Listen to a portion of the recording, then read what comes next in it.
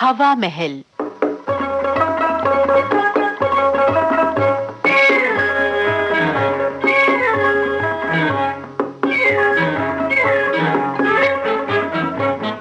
आज के हवा महल कार्यक्रम में आपको सुनवाते हैं हरि नारायण शर्मा की लिखी झलकी मैरिज एनिवर्सरी।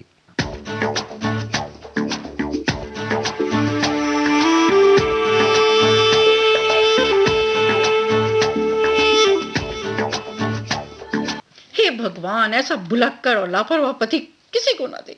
सवेरे जब ऑफिस जा रहे थे कम से कम 10 बार जनाब को घर जल्दी आने को बोला था, लेकिन क्या मजा जो जनाब जल्दी घर आ जाए।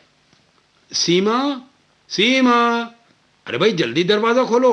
कहाँ हो? चूल्हे में। चूल्हे में? अरे वहां क्या कर रही हो? जल्दी बाहर निकलो वरना जल जाओगी। मैं जलूं या मरूं तुम्हें क्या? पर हुआ क्या है, जरा हम भी तो सुने कि ये त्योरियां क्यों चढ़ी हुई हैं। तुम्हें कुछ याद भी रहता है? सवेरे जब तुम ऑफिस जा रहे थे तब मैंने कितनी बार कहा था कि घर जल्दी आ जाना, पर मेरी कौन सुनता है। बैठ गए फटीचर दोस्तों के साथ कॉफी हाउस में। तुम भी कमाल करती हो सीमा। अरे ऑफिस से सीधा घर चला आ रहा हूँ। ये देखो अभी सिर्फ 7 बजे हैं और 6 बजे ऑफिस से निकलता हूँ, और ट्रैफिक की हालत तो तुम जानती हो। ऑफिस से घर आने में कम से कम 1 घंटा लग ही जाता है। अगर कैसे रह गए तो वापस चले जाओ। तुम तो बस बात बात पे झगड़ना जानती हो।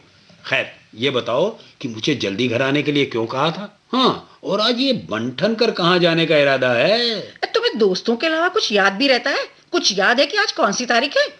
तारीख?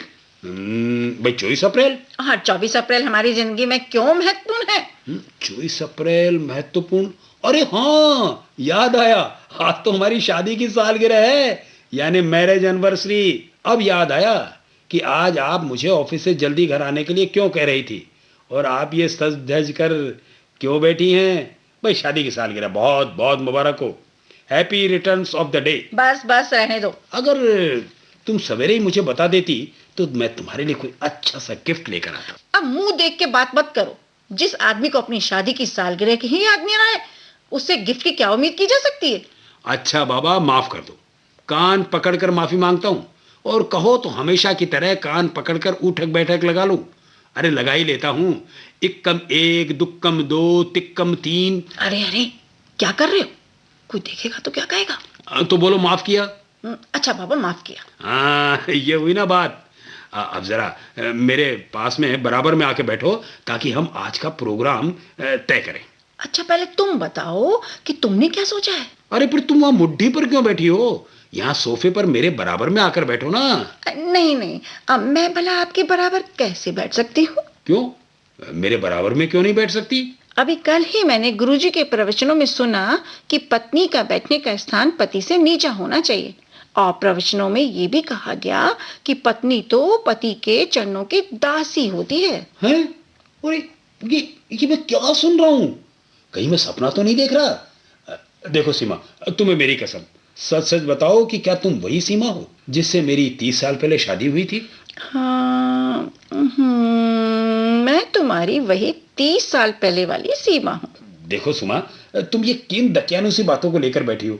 अरे ये सब पुरानी बातें हैं। आज के जमाने में तो पति पत्नी दोनों बराबर हैं, और वैसे भी पति पत्नी तो गृहस्थी की गाड़ी के तो पहिए हैं। अब अगर इनमें से एक पहिया भी कमजोर पड़ा तो ये समझ लो कि गृहस्थी की गाड़ी डगमगाने लगती है। अब तुम कुछ भी कहो, पर मैं तुम्हारे बराबर नहीं बैठ सकती। ठीक है, अगर तुम सोफे पर मेरे बराबर में नहीं बैठ सकती तो मैं दूसरी मुट्ठी लेकर तुम्हारे बराबर में बैठ जाऊंगा। अगर तुम मुट्ठी पर बैठोगे तो मैं चौकी पर बैठ जाऊंगी। अच्छा, और अगर मैं भी चौकी पर बैठ गया तो? मैं पीढ़े पे बैठ जाऊंगी। और अगर मैं भी पीढ़े पर बैठ गया तो? मैं जमीन पे बैठ जाऊंगी। और अगर मैं भी जमीन पर बैठ गया तो? मैं जमीन में गड्ढा खोदकर उसमें बैठ जाऊंगी। और अगर मैं भी जमीन में गड्ढा खोदकर उसमें बैठ गया तो? मैं तुम्हारे ऊपर उस गड्ढे में मिट्टी डाल दूंगी। क्या? हाँ, नहीं तो क्या? इतनी देर से बहस किए जा रहे हो। ये नहीं कि आज का प्रोग्राम क्या है बताओ। अरे हाँ, इस बेकार की बहस में मैं ये तो भूल ही गया था कि आज हमारी शादी की सालगिरह है। हाँ देखो, अभी बजे हैं 7:30। हम ऐसा करते हैं कि सबसे पहले किसी बढ़िया से रेस्टोरेंट में चलकर खाना खाते हैं, और उसके बाद फिर नाइट शो में पिक्चर देखने चलेंगे। पिछले साल भी तो हमने यही किया था। इस बार मैं कुछ नया करने की सोच रही हूँ। सोच तो मैं भी कुछ नया ही करने की हूँ। जैसी तुम्हारी मर्जी। हाँ तो बताओ, तुम क्या नया सोच रही हो? मैं सोच रही थी कि क्यों ना आज बाहर जाने की बजाय घर में ही कुछ बनाया जाए। हाँ भाई, ये भी अच्छा आइडिया है। तो क्या खास बनाने की सोच रही हो? अब तुम्हें तो पता ही है कि मैं मलाई कोफ्ता बहुत अच्छा बनाती हूँ। हाँ, ये बात तो माननी पड़ेगी कि तुम मलाई कोफ्ता और मटर पनीर बहुत अच्छा बनाती हो। तो ठीक है, तय रहा कि हम बाहर नहीं जा रहे हैं। मैं घर पर ही मलाई कोफ्ता, मटर पनीर की सब्जी और कड़ी पकोड़ा बना लेती हूँ। तुम हलवाई से 1 किलो रसमलाई और आधा किलो बादाम रोल ले आओ। और हाँ, चॉकलेट आइसक्रीम का एक फैमिली पैक लाना मत भूलना। एक मिनट सीमा, तुम शायद ये भूल रही हो कि हमारे बच्चे बाहर गए हुए हैं और घर पर हम सिर्फ दोनों ही हैं। मुझे पता है। अरे तो फिर क्या पूरे मोहल्ले को बुलाने का इरादा है जो बाजार से इतना सामान मंगवा रही हो? अब मैं सोच रही थी कि हमारी शादी की सालगिरह के जश्न में क्यों ना भैया भाभी और उनके दोनों बच्चों को बुला लिया जाए। यानी घर में जब भी कोई कार्यक्रम होता है तुम अपने भैया भाभी को उसमें जरूर घुसा लेती हो। मेरे भैया भाभी का आना तुम्हें बहुत बुरा लग रहा है। और पिछली बार शादी की सालगिरह पर तुमने भी तो अपने भैया भाभी को बुलाया था, उसकी क्यों नहीं कहते? वैसे भी तुम्हें मेरे रिश्तेदार टूटी आंख नहीं सुहाते। झूठ, बिल्कुल झूठ।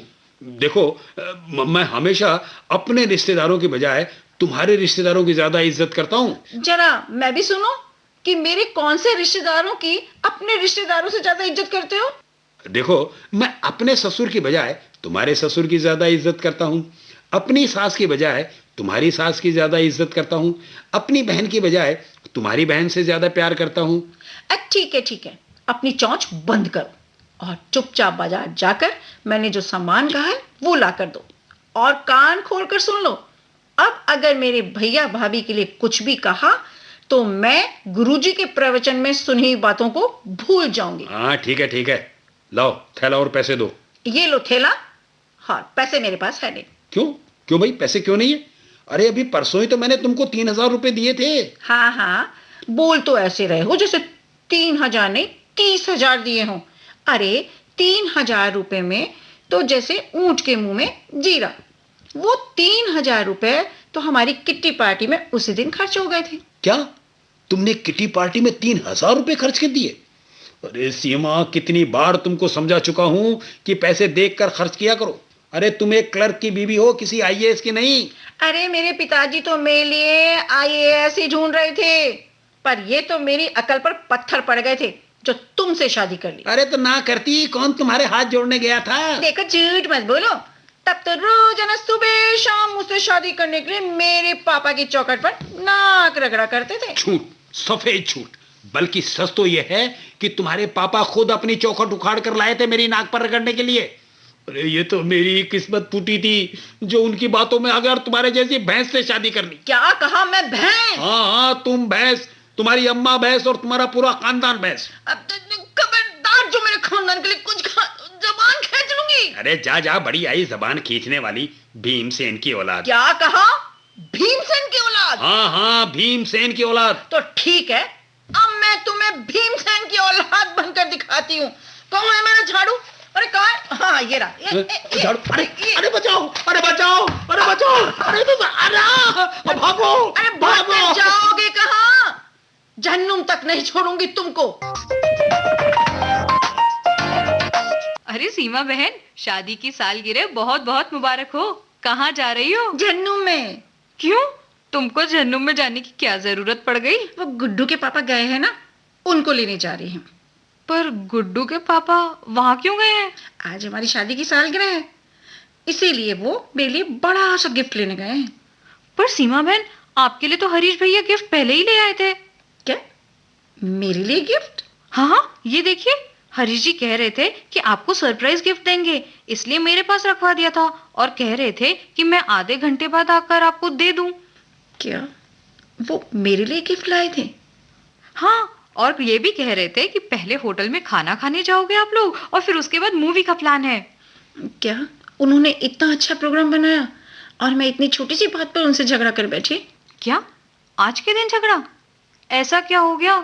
अब क्या बताऊं सरला बहन, उन्होंने बाहर खाने और मूवी का प्रोग्राम बनाया था और मैं अपने भैया भाभी को घर पर बुलाना चाहती थी और इसी बात पर झगड़ा हो गया और वो बाहर निकल गए।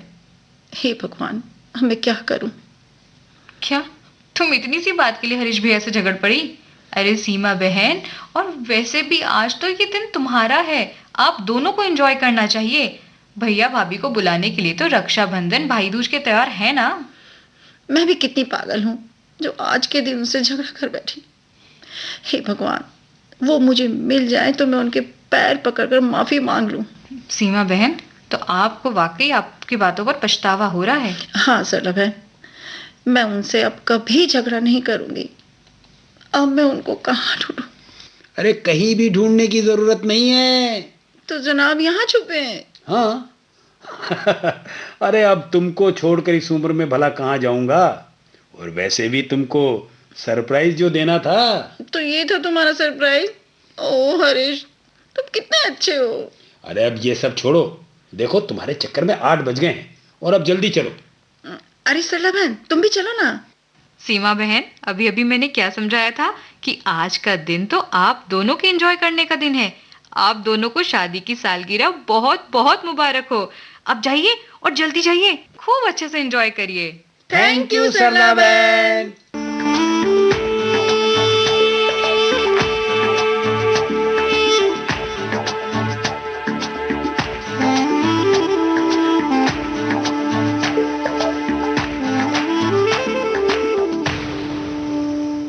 तो ये थी झलकी मैरिज एनिवर्सरी। इसके लेखक हरि नारायण शर्मा, निर्देशन किया एच.एस. व्यास ने। आपको बता दें, ये आकाशवाणी के जयपुर केंद्र की भेंट अभी आपने सुनी।